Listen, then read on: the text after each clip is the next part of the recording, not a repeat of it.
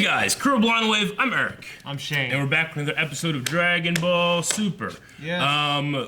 Once again, we're continuing with our review style right now, which means that if you want to watch this reaction, you need to go down to the description where you can find the Google link drive and you can watch the whole reaction with us, okay?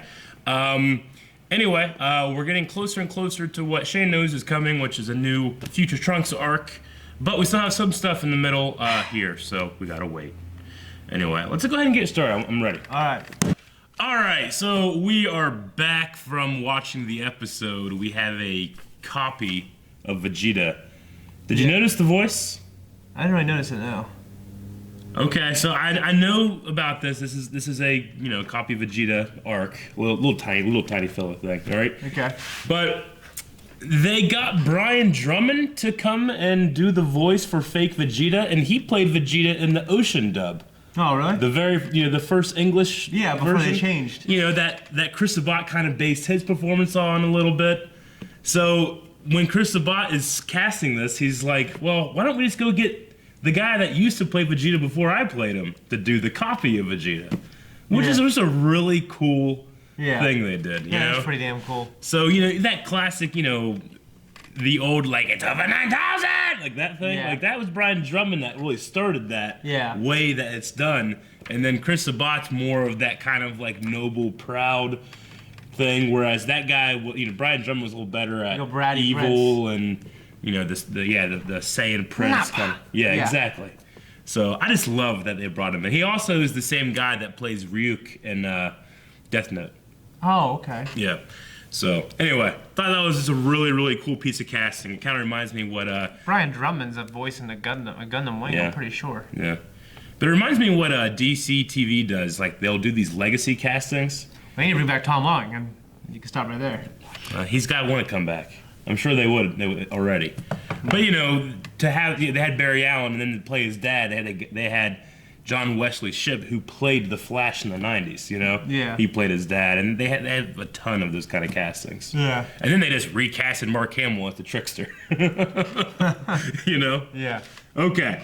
All right, this is a fun little piece of filler, That's cool, yeah. Yeah. But first thing I thought of was it would have been nice to kind of isolate these our two younger kids, Trunks and Goten, and have their own little arc. So having Vegeta come in to save him. But it seems now that they're going to have to save Vegeta. Well, Vegeta has no power, is what he said. He had no strength. Yeah. And then this thing, how are they going to fight somebody that has the strength of Vegeta?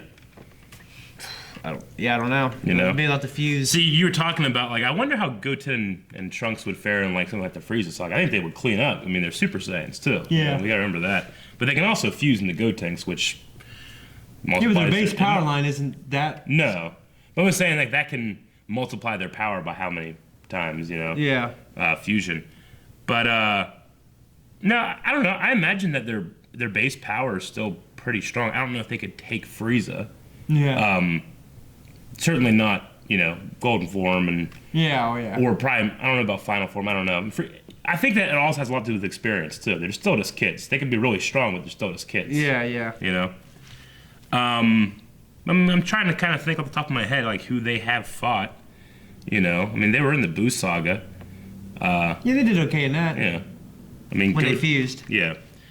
Okay, so we had a couple cool things in here. I like that they brought Monaka back as just kind of like that delivery person, just a background character, but it does kind of open up, Dragon Ball Super has opened up the galactic civilization, And I like it a lot. They can call in Jacko because he's a local patrolman, and they can get deliveries. Well, think how far they've come to the Namek saga when they had to use a ship to travel to. Well, see, I don't think it's necessarily that the whole world, the whole Earth uses that delivery service. I think it's pretty much just kind of Bulma.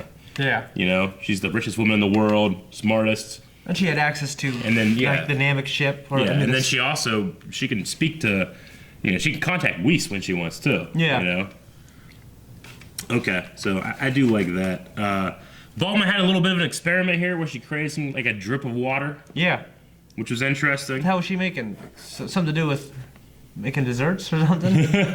I don't know. We'll have to just keep watching and see, but they do have that in here. Okay. So this is planet Potiphil, I think it's called. Okay. So no one is supposed to be there. Potage is there. Yeah, he's the guy that Jocko's chasing. right? No, No, that's Pataj the is his friend that's who the ordered the rich martial guy. arts magazine. Yeah, there's just a Galactic martial arts magazine. You figure fucking Goku would make that, you know? Oh, what's wrong with that guy's foot? Yeah, exactly. One thing I don't really get is why do they call it the superhuman water? Is it based off of Earth? Translation, I don't know. Yeah, I mean, it could just be the translation thing. Well, but I don't know. it This would be- translation seems pretty smart. yeah, it would just be weird to call it the superhuman water. If Yeah, it's- 'cause it had there's no nothing to do humans with around. Yeah. Yeah. I really like Monaka as a character. I think he's a great Yeah. little addition. Yeah, he's I- fun. I like to see more of him as a side character. Yeah. But don't get me wrong, I still want to see like Yajirobe and some of our old side characters Sure. that we haven't seen in a while. Yeah. We saw him once, like last episode for a brief second, him and Poir. Yeah. Well, No, we got like Poir, Monaka and Jakku that are kind of like on that galactic scale thing, you know? Yeah, I want the old ones, damn But it. no, I get you. I like the little Easter egg that Trunks. Yeah, gravitates playing with towards the sword. Playing with the sword. You know? Yeah, this thing's real cool. Yeah, that's cool. That was really cool, yeah. Man, no one cares about Monaka's schedule. No. And by the time he gets finally to the place where he's delivering the toy, it's going to be damaged. You know, Yeah. he's going to be reprimanded for this. I'm sure he will.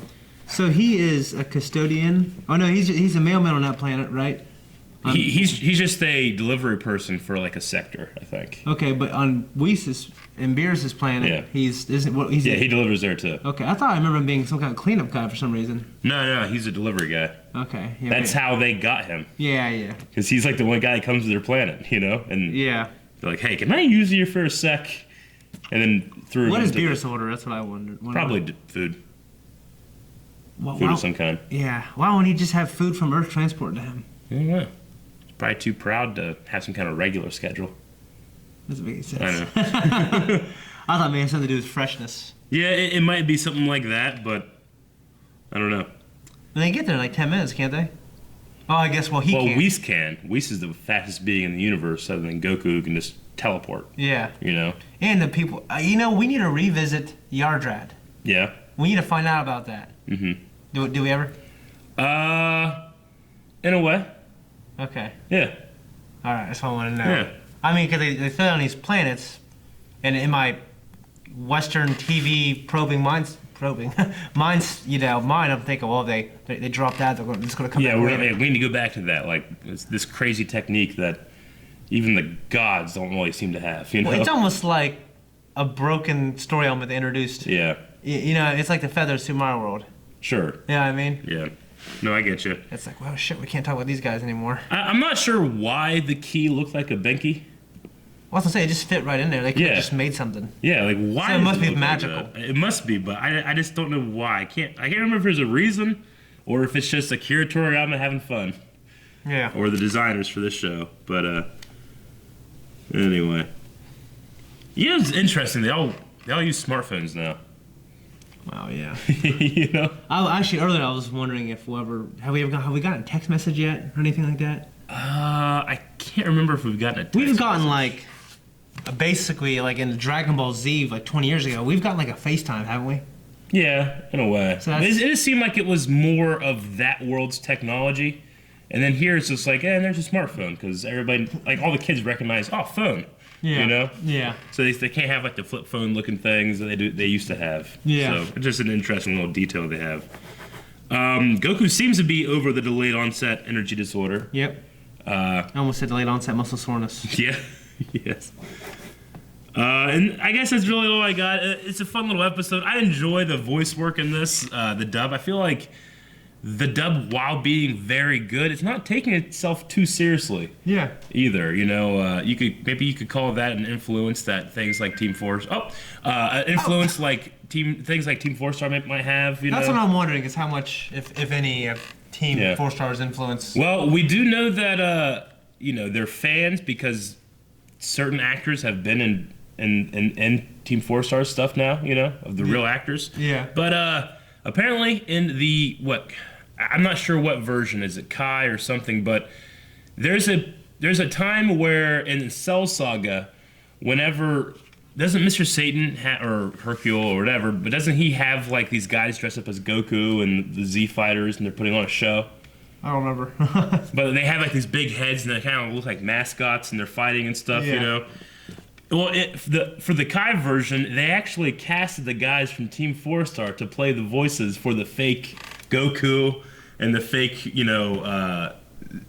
Mr. Satan was voiced by the guy that plays Nappa, Oh, that's pretty cool. Yeah, but apparently Toei, right before they were going to release it, axed it. They're like, no, we can't do that. You're not going to endorse those guys.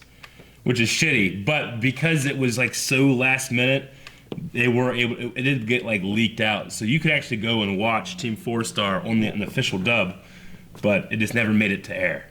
Okay. So anyway, okay, that's all I have for Dragon Ball Super. I'm sure I got some things wrong because I always do, but oh well.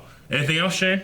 No, I keep wanting to get to the Trunks saga, but then it keeps giving me pretty good stuff. It's still fun. It's all. It's Dragon Ball. This filler is definitely some of the best filler. Yeah. For sure. So Well, yeah, I'm excited to see. Yeah, I'm really happy with this show. I just love it so much. I'm really excited to hear more Brian Drummond as a Vegeta next episode and playing off of Chris Sabat. That's going to be a lot of fun. Yeah. Okay, so we'll see you guys next week. Bye.